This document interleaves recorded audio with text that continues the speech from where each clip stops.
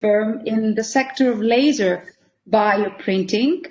Fosprint is a spin-off company from the Institute of Communication and Computer Systems of the National Technical University of Athens.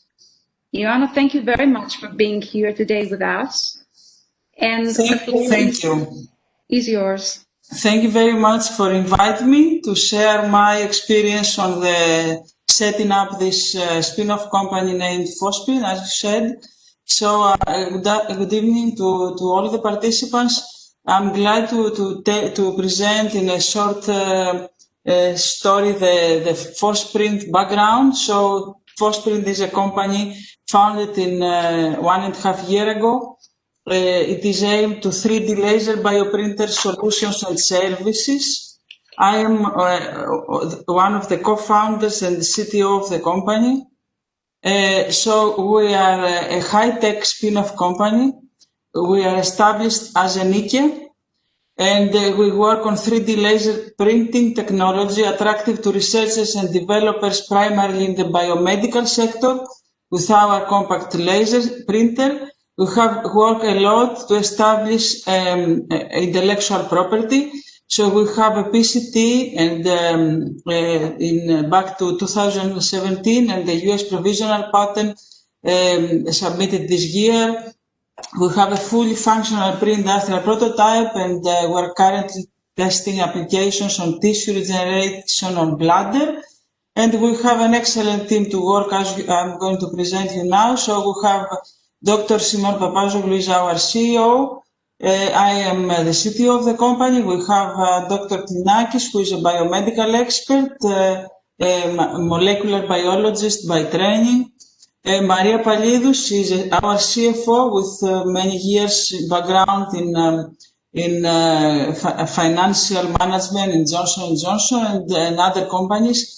And we have two valuable advisors with a good background on running similar spin-off companies at their universities. And as Emilia said, we are a spin-off company from ICCS, which is the institute. Actually, we were the first spin-off company of the ICCS. It took us some time to establish the legal aspects of this initiative, but we are very happy that we have proceeded to this venture. So the technology our story with Fosprint started a few years ago as we patented the dual laser beam transfer. That was our invention back to 2017.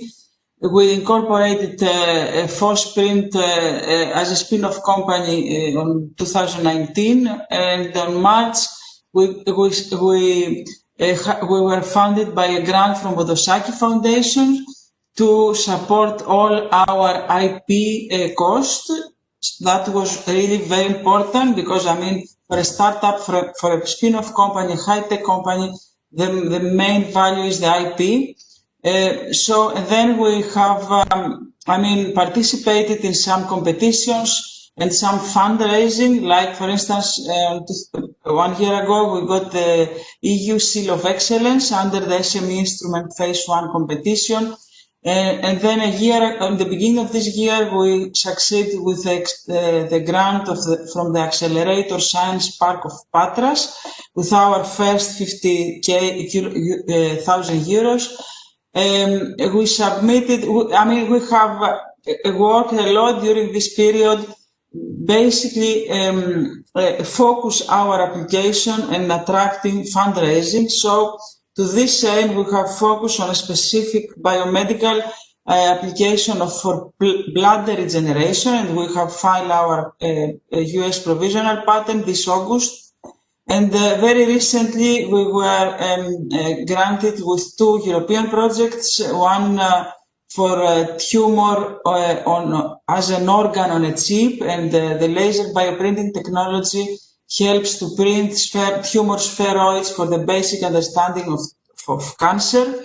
And another one that is under a FET open call, Europrint, that aims basically the bladder regeneration application. So Fosprint right now has the participation of these 2 European grants, but of course we are looking forward to enter the real market. I mean, we have participated in the last February, just before the lockdown, in San Francisco on the semi-finals for startup companies who have qualified in the semi-finals startup challenge. And my group won the 3D printing award on the same big conference. That's the biggest company, photonics company worldwide, more than 5,000 companies, and the same number for scientists. So we had a very good recognition of our work on this direction. However, this is not enough. In order to be, successful in the entrepreneurship field, you need more than that. I mean, more than the academic or research recognition. So our competition is here in terms of the technologies. The existing technologies for bioprinting is the inkjet and the extrusion, and there are many established companies in this sector.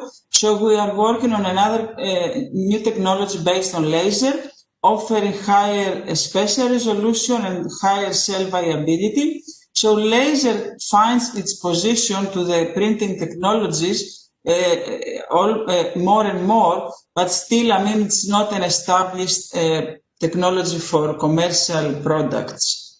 So this is the principle of this technology is the outline on this small video. I mean, the laser pulse comes from this way, injects a droplet which is printed on the top of the substrate.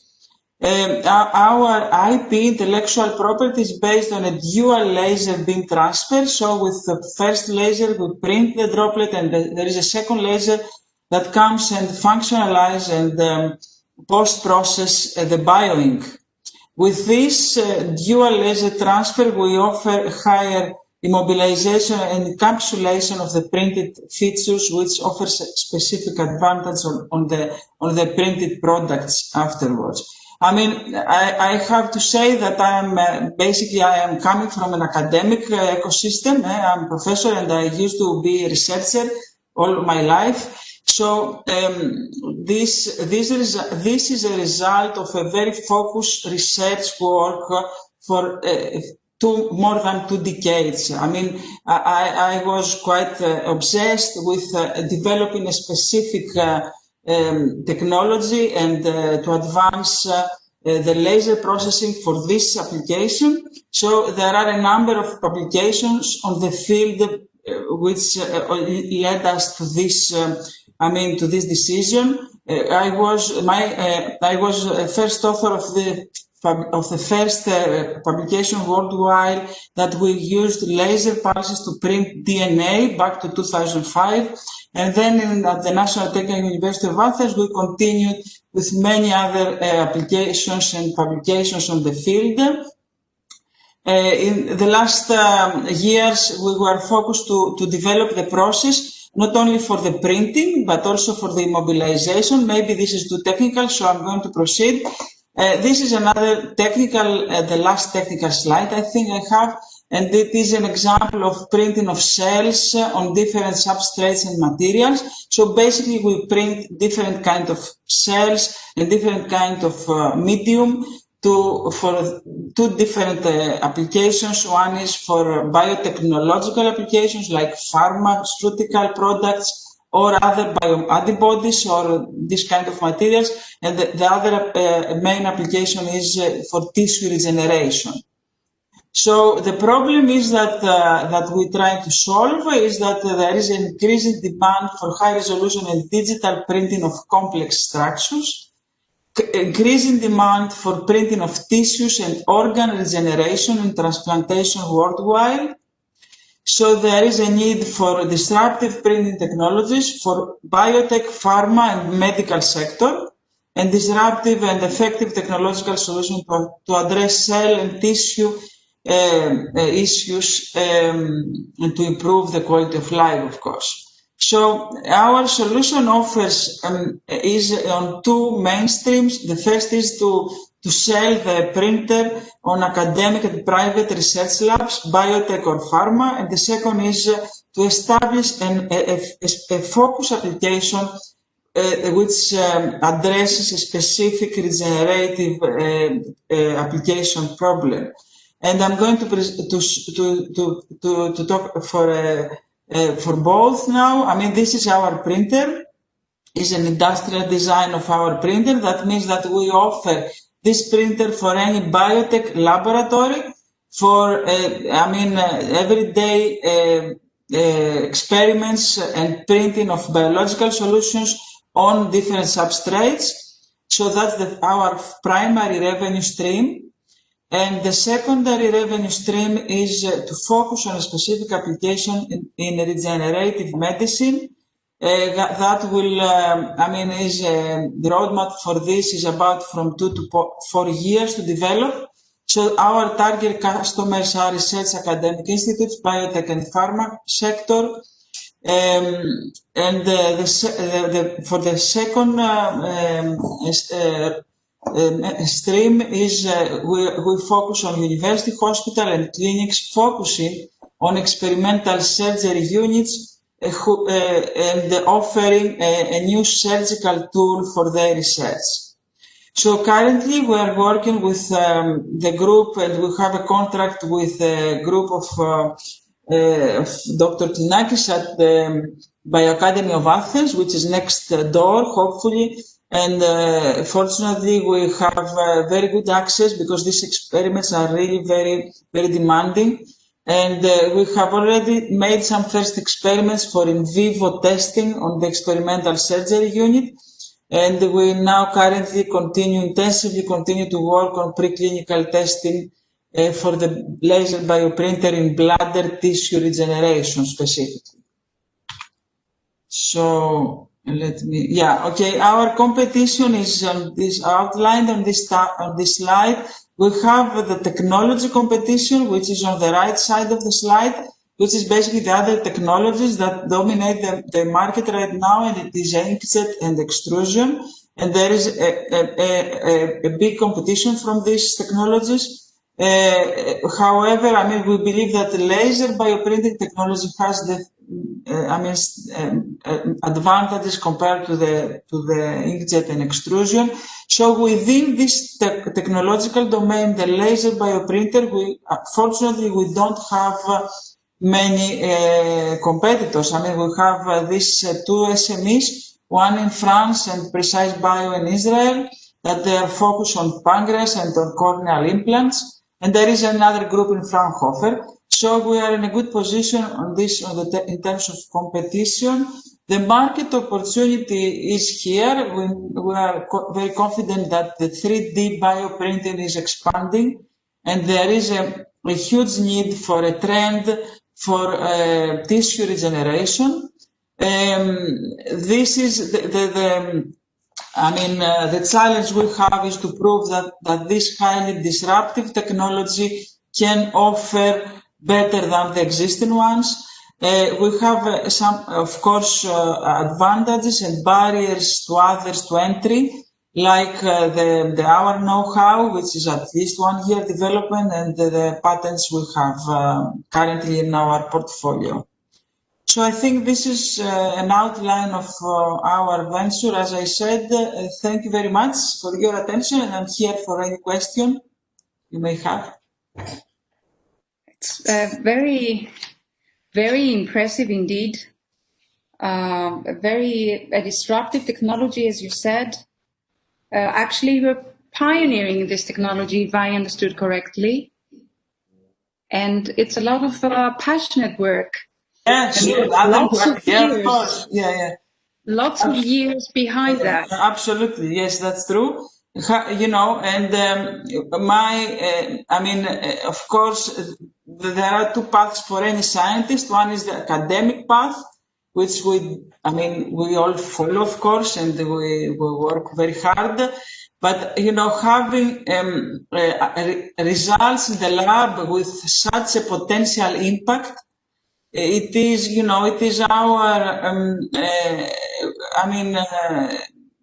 I think that we should all try to bring this a step further, and having exploitation of these technologies out of our laboratories. So, I mean, that is, our intention, and but it's not easy. It's very difficult. It's very difficult even if you are male or female. It's very difficult even if you are in Greece or in any country. It is a challenge which is at very high level anyway. Okay. Yeah, because we're talking about a disruptive technology here, which has to be accepted and. Yes, and also, I mean, there are issues, anything which involves medical sector, it also should pass through, very demanding regulations and approvals. That is also not easy. Okay, Yanis Kalogiru has a question to pose to you, Ioanna, and anyone else, please? Ioanna, I also have a question. Okay. Okay,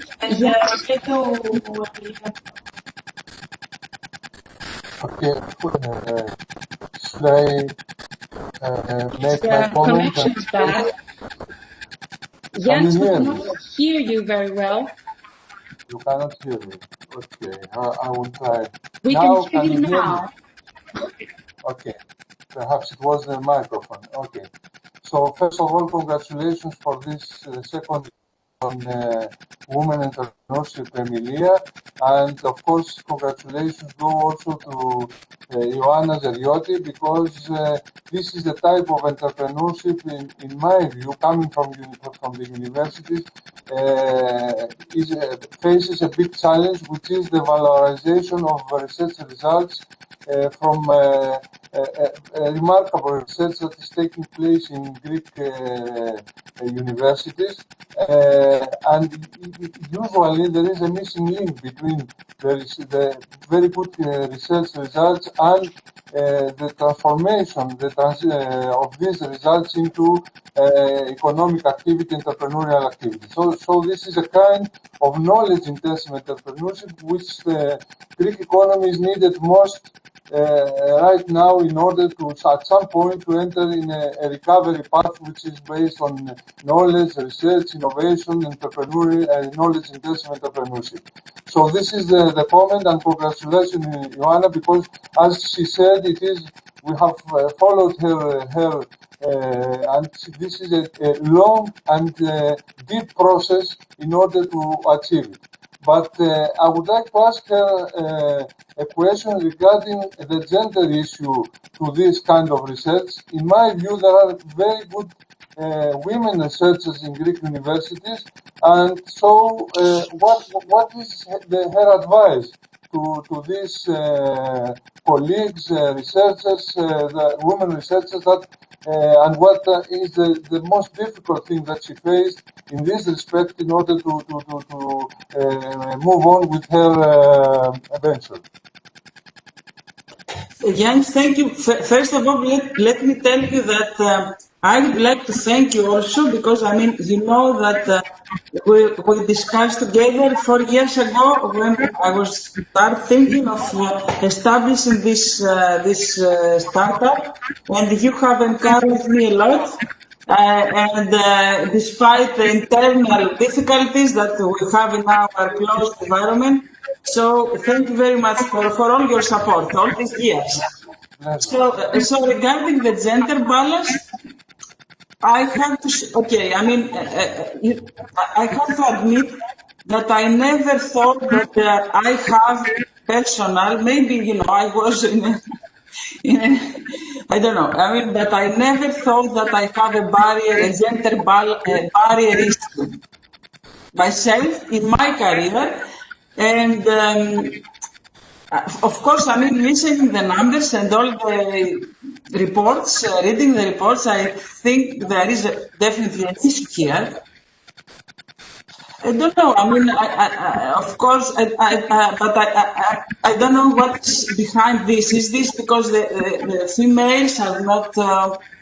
I don't know. I mean, how to express that in a political correct way. But I see in the labs, for instance, let me say that one.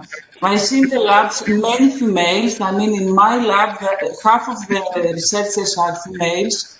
In the Bioacademy of Athens, more than half in the lab are females. For some reason that you may explain better than I do, females are not in a leader's position.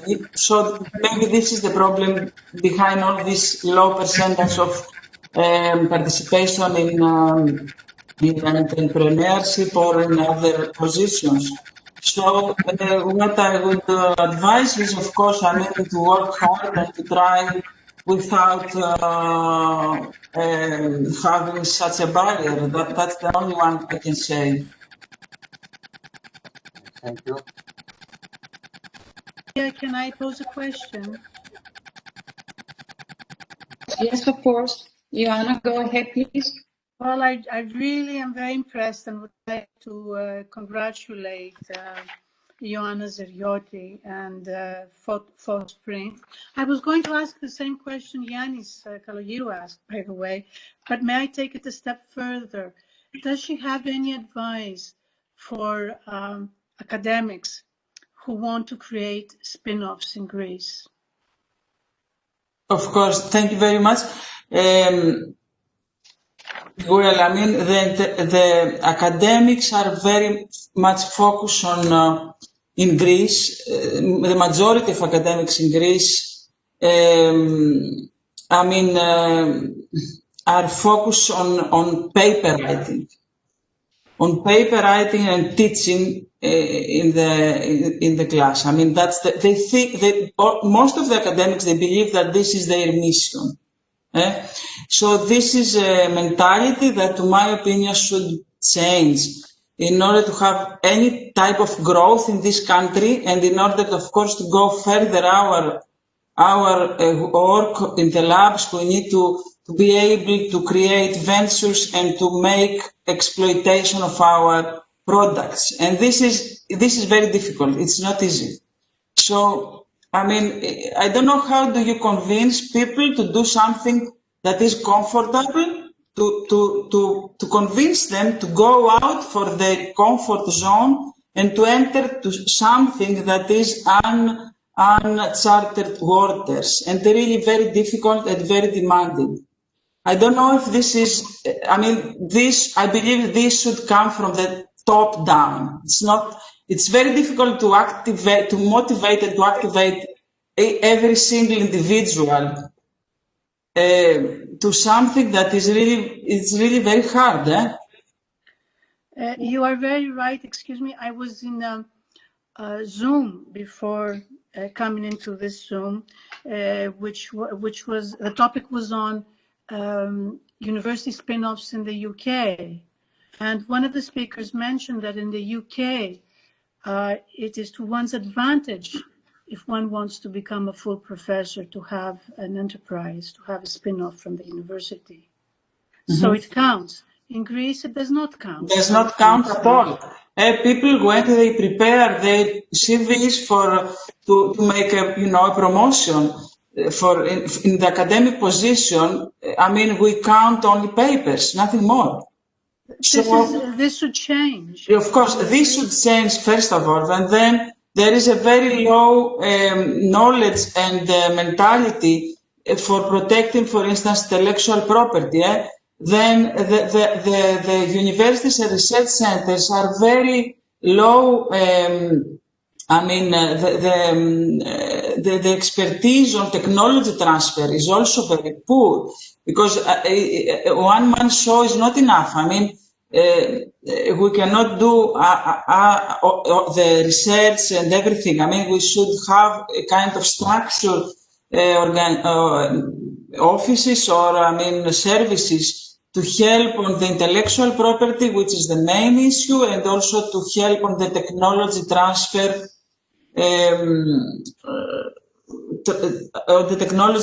issue, the market analysis, and all this stuff. It was a few years ago that Yannis and Ioana had invited a professor from EPFL, a Greek professor that I don't remember his name, and I remember very well his first sentence, that when he signed his contract with EPFL, the mandate they gave him was teaching, research, and technology transfer, all equal to each other. So this should somehow be, established in our country as well. Otherwise, I don't think that we could expect that every single academic will exit his or her comfort zone, which is reading and writing papers and teaching, which is of course important, but I mean, we should do more than that. Thank you very much for your comments. Thank Very you. insightful.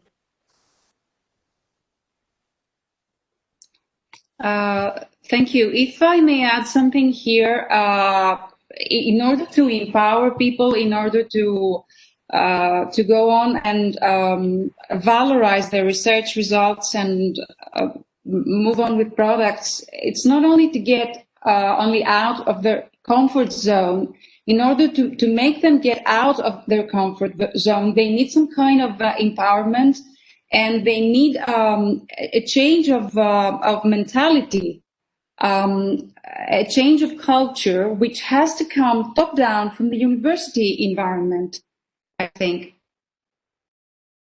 And this is something missing. Yes, we take one more question from Joanna. Yeah, from Joanna Castelli. Yes, Joanna. One last question. Okay, so I'm also very pleased to hear about the evolution of this idea that now is a very successful story and finally a spin-off. So congratulations to Joanna and to all the team. So I'd like just to ask about the IP issues. And if you could give us more insights on that part, of course, had to be dealt with the academic institution where you submitted the proposal. So, Joanna, yes, let me thank you also personally, because I think you were our first mentor, together with Yannis some years ago. So thank you very much for your support all these years. So regarding the intellectual property issues, actually, I mean, yeah, there is a specific pathway that one should follow. First of all, we should, when we have some findings, we should first looking for the patent application and then publishing. So we should not make this mistake. Myself, I have done this mistake a few times in the past. So first publishing and then trying to find the patent, which should be the other way around. So first patent and then publishing. That's the first advice. And then right now, the previous year, as I said, we applied for a US provisional patent. And at this time, having the experience from the previous cases and times that I have with the patenting, I followed the right track for the first time. So, and that was because I had participated to the San Francisco event this February, and then we had some mentoring with IP experts from patent attorneys in US. So I talked with this one of these offices, and I followed their advice. The first thing I did is that we asked for consulting from the US patent attorneys, that they are offices that they have experts, engineers, lawyers, patent attorneys, and they can provide us with a proper report if our idea has a value and can be patented. Because not every idea can be patented, because there is prior art, there are other patents, etc.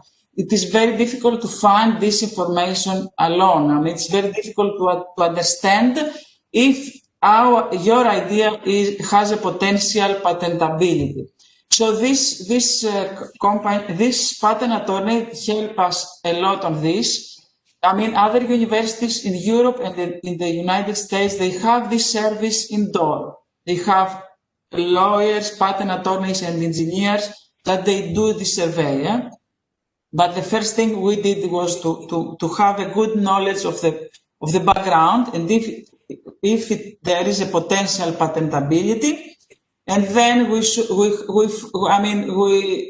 gave the idea and the proof of the description of our experiment to these guys, and they drafted the claims and the description. Of course, we had to pay them, which is not possible always. It cost us about more than $6,000-7,000 all this. Survey and the application. So this is the pathway. First is the patent search, and then is contact a patent attorney and establish the potential patentability and drafting the claims.